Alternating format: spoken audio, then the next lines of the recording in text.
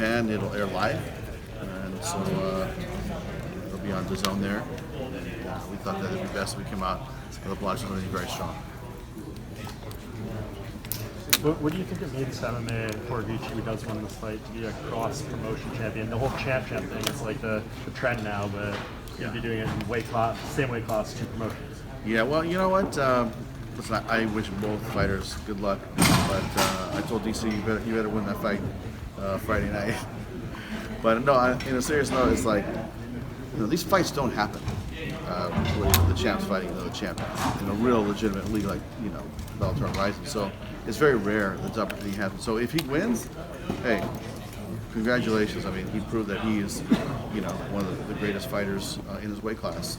And it's no easy task because when DC went to Japan on New Year's Eve, he had a hard time in the ring, you know, and Horiguchi's able to get out and throw some heavy blows. He's fast, he's explosive, he hits hard.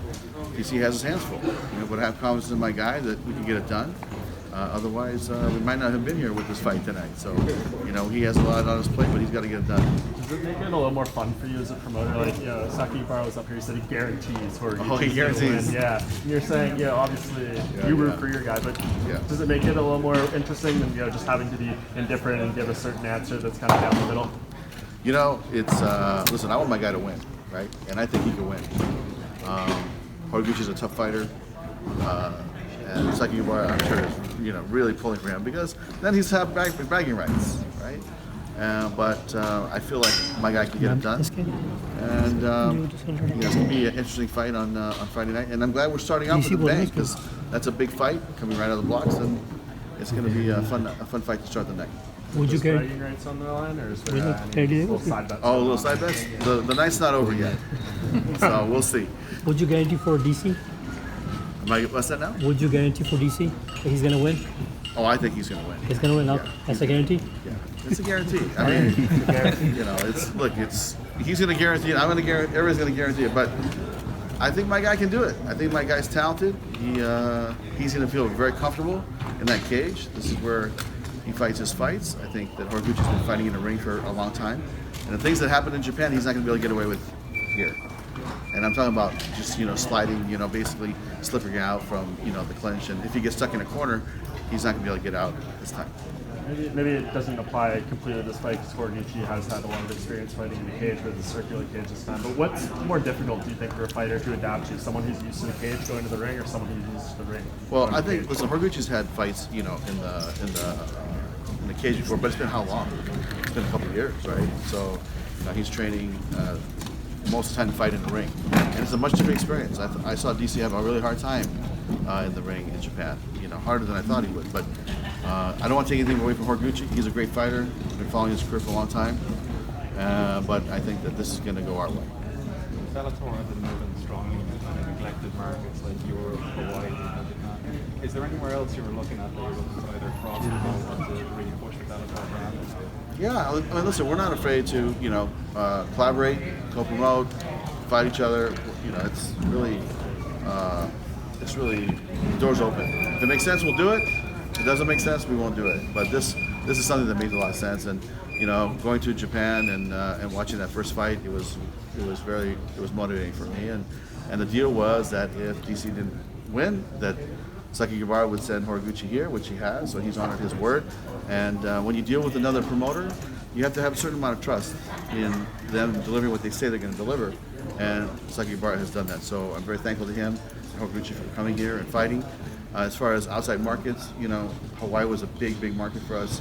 You guys know we're doing the European series. We're going to start doing fights in different countries in Europe.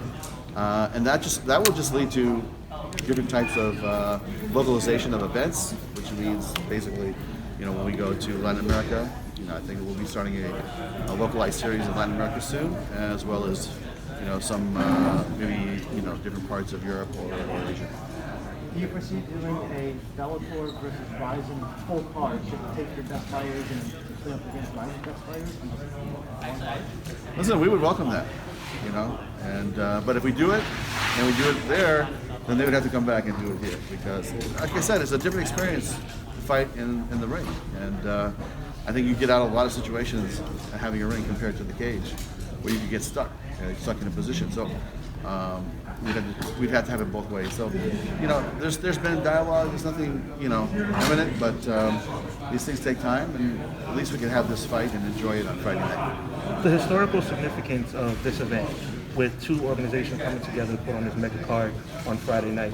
When we look back on this event, 20 years from now, what's going to be the significance? What do you think the significance of this event historically will be when we look back on Bellator 222? Yeah, I mean, guys, this is a big deal. This doesn't happen, and you know, when my guy wins, it's going to be a big deal. So, you know, we're all going to celebrate, except for Shinoda over here. No, but seriously, it's a big deal in the sense that, you know, organizations don't do that. Sometimes they don't want to put up their champ, but you know, we're going to get it on. So DC is excited, and this is something when we had the opportunity to fight Horiguchi, we went to DC and said, hey, there's an opportunity in Japan, do you want to fight? And he wanted to fight, and I'll tell you, a lot of our guys would love to fight in Japan, and I'm sure that Rizin has a lot of fighters that would love to fight in Madison Square Garden. So, you know, we're going to provide an opportunity to go back and forth. It's not going to be our core business. Our core business is Bellator. Their core business is Rizin, but from time to time, let's get it on, man. This is going to be a fun night. Scott, they were under the impression that they would like to see Horiguchi, if he wins, continue to defend both belts. Is that something? Yeah, that's part of the deal. And the deal we made with Sakibara-san was if Horiguchi wins, then once a year he'll come and defend his belt. And it'll give us time to, you know, figure out who's going to fight who, and work their way to maybe, you know, defending or fighting Horiguchi in the future. But that's not going to happen, so we're going to be fine. Is Juan Archuleta said in his new contract, if he wins this fight, he's guaranteed the title fight? Can you confirm that? You know what? I'm not sure if that's in the contract or not. I better go back and read that, because that's the first I've read of that. But you know, Juan is a guy that's won how many fights in a row, and he's a seasoned veteran, and he's had some tough fights, and this is no easy task for him. So Dantas is a tough kid, and if he wins the fight, he should get a title. Scott, rubber match, where both titles are on the line. I think that we'll have to change, like have a neutral rule, neutral cage or a ring, or just a half and half or something something that, Just on a you know, mat. Just on a mat. yeah, do it on the mat. So we'll have to figure that out, because if he goes back to the ring, you know, then you know one side's gonna have the advantage. If you go to the cage, I think somebody else, then we have the advantage. So that's going to be interesting how the road match happens. But I'm not opposed to figuring something out. So earlier today, our own Cole Shelton reached out to John Fitch, who said that he was told that be ready to fight this Friday in case Rory McDonald can't make it. Rory McDonald says that he's healthy. What's going on there, and why did he specifically mention McDonald and not Neiman Gracie? Are you talking about Chelson to that? John Fitch. John Fitch. So John Fitch said that. Mm-hmm. Okay. So here's what the situation with John Fitch was. I think John's going to come to New York, and he will be here in case there was an injury to either side. So we wanted to have a backup for either side of the bracket, just in case there was an injury. So, for instance, if Neiman was hurt, it would be Fitch against Rory again. Or if Rory was hurt, then we'd have a backup, because we didn't want the tournament to have a hiccup where there was no fight. So we brought in, we basically worked something out with Fitch to continue to train, continue to, to be ready, and basically, work something out with him to be a standby in case one of the fighters got hurt. Scott, the prelims are loaded all the way from top to bottom. It's something, I mean, a lot of times you have regional fighters in prelims. Now we have big names. It's something we should expect going forward. Well, I think that I always love going to a city or a town and really checking out the local talent, because we've found some really diamonds in the rough in the past in some of these cities. But this fight, it's a big event. We've had a lot of, fighters under contract that are fighting. On Friday night. So it could go one way or the other depending on what city or what town it is. It just happened to work out this way, where there's so much talent here that we had all these fighters under contract. So we're going to fight them because it's their time to fight. If Fitch has to step up, would that still be the main event? Yeah, it's whoever is going to be that welterweight tournament fight will be the main event. But be looking to do cross-promotion deals with other companies outside of Rizin? Listen, it's like I said, Sucky Bar and I have worked together for I want to say since 2006, and I don't know if you guys know the history, but it's when I was just started Strikeforce. We got our second fight, and we didn't have a main event. So through my relationship with K1, they tracked down Cris Cyborg and asked him to help us, and he did. He sent over Vitor Belfort to fight Oscar over him, which he had both under contract at the time. And when Strikeforce grew up a little bit, we sent over Josh Thompson, Gilbert Melendez, and then we had this great relationship. They sent over Kawajiri, they sent over Aoki, and then now that he's rebuilding his business, and we have a lot of guys under contract, we're able to help him out as well. So this has been a 13-year relationship where he's helped us in the past. I'm trying to help him, and there's a certain amount of trust between the promoters, and I think that's really important. Any fighters from Rizin that you would like to, other fighters that you would like to bring over to Bellator, or vice versa, send over to Rizin? I tell you what, there was a fighter that fought King Mo a couple of weeks ago, or a couple months ago. Yeah, I'd love to have him come over and fight one of our guys, and check it out. Speaking of King Mo, he retired from MMA. Can you just discuss a little bit what he's meant to this company? Not just this company, but to me personally, it's that's a guy that really is a class act. Has done so much for Strikeforce and for Bellator and for himself too. But he's been such a great team member, for us. And he's there's a certain part of me that I just really feel like he's part of the family. So we'll see when we try to work something out with him where we could have him go do some seminars for Bellator or do some wrestling clinics, that sort of thing. But we're definitely going to include him in our future plans. I just haven't had a chance to sit down and talk to him. I did call him when he retired, and it was a touching conversation. And I think that his future will be still with Bellator. And he talked about how he doesn't want to hurt people anymore. That's one of the big reasons why he doesn't feel compelled to do this anymore. It's similar to what Rory McDonald kind of said after the last fight. What do you make of just when fighters kind of turn that corner and maybe have a certain internal realization about it? Yeah, that's an interesting question, because when a fighter reaches that realization and it's time to retire. Because not only are you striking someone's striking you, and you're in harm's way as well. So it's time to let it go and let the young guys fight. Is the winner of the Cheetah fight going to be fighting Bader in his 205 title fight?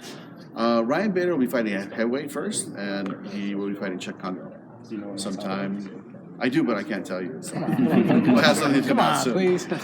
Maybe late summer. Let's just put it that way. To bring up your other double champ, Patricio Pitbull, he's yes. still, poking at Michael Chandler really? every time he gets on social media, telling him I knocked you out, this and that. Do you have any idea what you want to do with him next?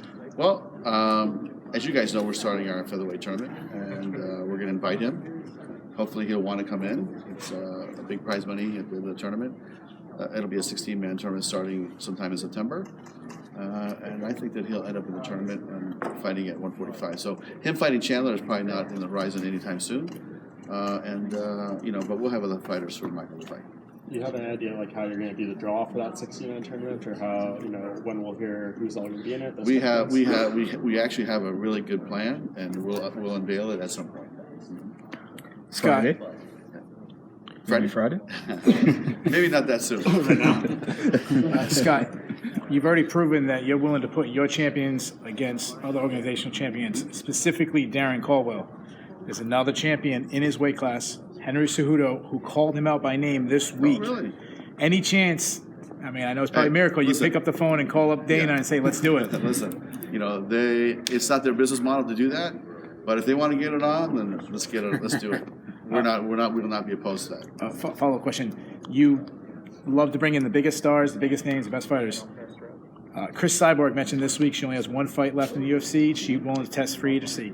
That's a huge name. Is that someone you want to bring in? Listen, if you're a free agent, give us a call, right? This is a buy-come-back company, and we will take care of the fighters that move the needle for us. So, if she's free one day, please, give us a call. Just to follow up on that question, I just want to be clear. You're open to UFC versus Bellator? Absolutely. Come on. We got some killers in this league, so if they want to get it on, let's do it. What were the conversations like with Rory after his fight with Fitch? I know he said he didn't want to hurt people anymore. Was it tough to convince him to try to fight against Gracie heading into Friday? And you could probably ask him this directly, but my conversation with Rory the following Wednesday after the fight, he was back to fight mode, being, ready to get back in the gear. And I think that, it's a certain amount of emotion and just raw, your spirit's exposed when you get taken to the deep waters like he did against John Fitch. I mean, John Fitch pushed him, and I think Rory was just done, just spent. And I've seen it in boxing before where, fighters are exposed, not exposed, but they're just, they've been to that deep well and back, and it's, it's an emotional experience for him. And I think that's what happened to Rory. It's like he was speaking from the heart, and, he was depleted physically, emotionally, spiritually, but by the following Wednesday, he was ready to go. So I talked to him a couple times since then, and listen, he's all about fighting, and he wants to win the belt, he wants to win the prize money, and that's why he's here. So following on that question, you did talk to him personally that he won't be retiring after this tournament. That's what it indicates. Listen, that's going to be something up to him. I have no idea. I never asked him that question. Yeah, I just thought, are you ready? Do you want to continue? Because if you don't, we're going to put somebody else in, And it was really up to him, but he said, no, I want to do it, and, that's why he's here. And he did state that he's going to continue. Okay. There's a lot of crossover appeal between professional wrestling and MMA. How do you feel the progression of Jake Hager has been in his transition to Bellator? He's undefeated, obviously, but, formerly the WWE champion, Jack Swagger, now Jake Hager. How do you feel he's done so far? Listen, I think he's done great. I mean, you put him in a situation where, he has to fight in a cage, and it's a real fight. Right. Somebody's trying to punch you, somebody's trying to, and you take him down. You do your submit. I mean, I think he submitted his last two opponents. I mean, that's a guy that's gone to school and really said, okay, I'm going to really try to learn MMA, and I respect that. I respect the fighters that if they have a great ground game, they learn how to strike. If they're a great striker, they learn how to do the ground game or wrestling. It's like really, I feel like it's their job as an athlete to continue to try to improve, different aspects or different aspects of their game to become a complete MMA fighter. And so I think that's a situation. What I saw was a guy that wants to become a great MMA fighter. And it's going to take time. I mean, a lot of people give him a hard time, but I'm like, God, this guy's had one fight. Right. Where's his last fight? He has a lot of light on him because of who he is. Mm-hmm. But I'd say, hey, give the kid a break and let him develop, and then we'll see. Talk to me after he's had 10 fights, and then we'll have a real conversation. Thank you. Scott, if Cris Cyborg does call you and tell you she's interested in fighting in Bellator, do you have anybody in mind who she should fight? Well, I don't even want to go there because she's on a contract right now, and she fights in UFC, and I think she's got a fight scheduled, and like I said, when she's a free agent, we'll have a conversation. With the fight is is it possible we might see that under the government card September? It's maybe. I mean, Raymond's not afraid to fight anybody, and I think that he had one of the most spectacular knockouts I've ever seen. And I think 40 million people watched that clip and saw, the amount of athleticism he has. So, we'll see. But we haven't matched him up yet. I think he's getting married, or he's got some other things. I think he's getting married, and then we'll talk to him to fight in the fall. I mean, listen, we can offer it to him, and but we have not offered it to him. What about what do you see Dylan Gans doing after this fight? Do you think he'll look to settle on a weight class, or do you think he's a higher ranked opponent? What do you see? Yeah, I mean, to me, he should fight opponents that are better and better and tougher and tougher, because that's how he's going to progress. So let's see what happens, and then we'll take it from there. But he's another guy. A lot of heat on him, a lot of light shining on him, but he's only had a couple fights, or one fight or two fights. So it's, he's just beginning his MMA career, and I just think, a lot of people give him a hard time, but it's he really is just starting his journey in this fight business. Because on the opposite side, that Aaron Pico was fighting tough people as soon as he got into Bellator. Yep. And it sounds like a lot. Now Pico's choosing as well. Yeah, that was the management, and it was a whole different set of circumstances and scenario. But Dylan has a different set of circumstances. So everybody's got a different journey. But Pico has an opportunity, on Friday night to redeem himself for his last fight, and then he'll continue on his journey and move forward. But with with Dylan, I mean, even to this day, I think he's only got 1 or 2 fights. It's really, I'm not saying it's a beginner, but in MMA, you can be a great jiu-jitsu guy, but it doesn't mean you're going to be a great MMA fighter. He's got to prove that. So hard not to pull for your business partner, though. I mean, you got to. That's top secret there, John. Talk to you guys soon. Thanks, guys. Thank you.